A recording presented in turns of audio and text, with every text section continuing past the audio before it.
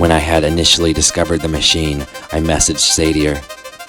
I grew curious why so many days had gone by without a response. Finally, a response came. Dear Sephiroth, I'm messaging you regarding your friend Sadier. I'm sorry to tell you that he was in an accident last week and has passed into the next life.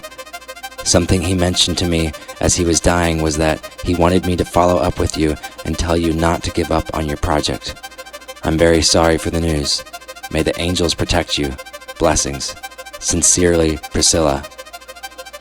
I swallowed and closed my computer, wishing that he could have just known that I had found the cellar. Wherever he was, and whatever he was doing, I wondered if he knew.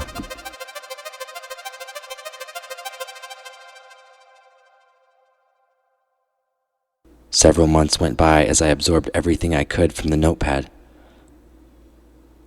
Late one night, I came home from the store with flowers in my hand. I looked for my wife in the kitchen, living room, bedroom, but couldn't find her. I set the flowers on the kitchen countertop and doubled back, looking in every room and closet, but I couldn't find a trace of her. Then I found her fin machine on our bedside table, and my heart began racing with fear. She occasionally experiences a very rare and yet bizarre type of seizure. She had to keep her fin on her at all times, which would control them. She often went for a run through the park when the weather was nice, but she should have been back by now. I quickly glanced at my phone to ensure that I hadn't missed a message from her. Then I snatched her fin machine and the flowers I had bought her and ran out the door.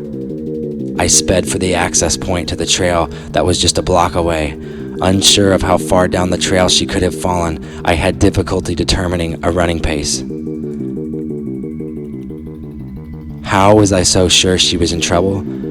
For years, I had a growing sense that this day was coming. I didn't know how it would happen or what it would look like, but I had a constant prophetic sense that there would come a day when something would threaten her life.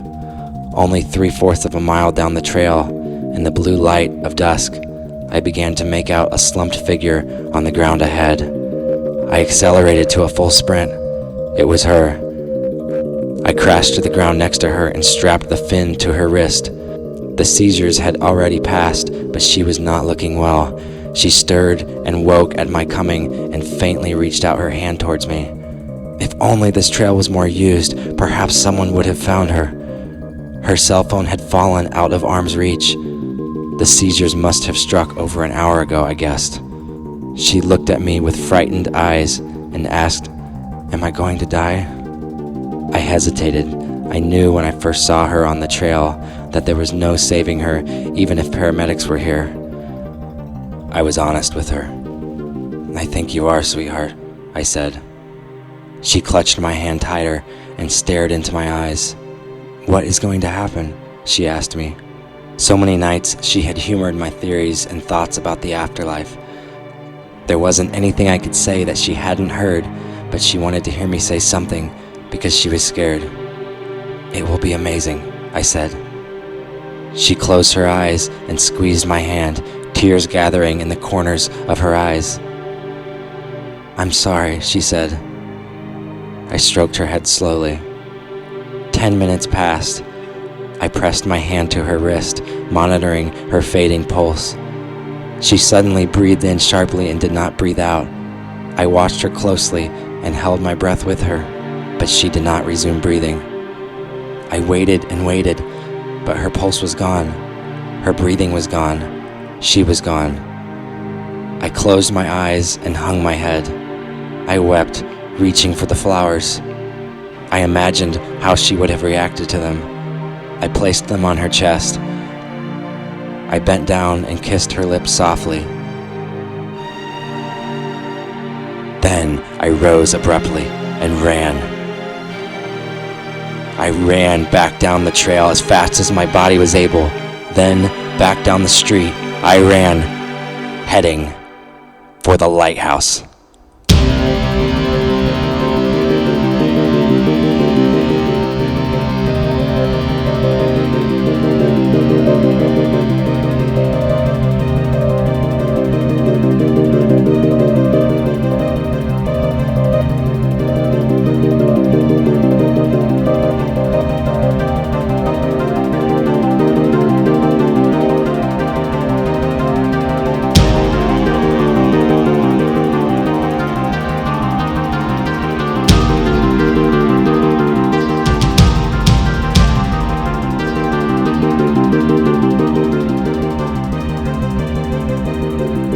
inside, I went straight for the cabinet.